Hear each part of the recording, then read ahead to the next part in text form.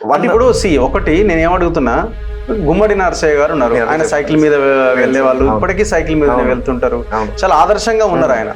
అట్లాంటి వాళ్ళకు పెన్షన్ ఇవ్వడంలో అర్థం ఉన్నది.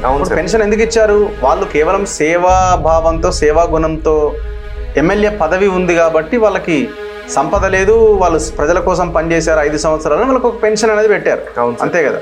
ఇప్పుడు ఇందులో ఎలక్షన్ అఫిడవిట్ చూసి నేను అడుగుతున్నా, ఎలక్షన్ అఫిడవిట్ చూసి వాళ్ళ ఆస్తులు ఏందో చూసి వాళ్ళకి పెన్షన్ కట్ చేయాలి, అంతే కదా.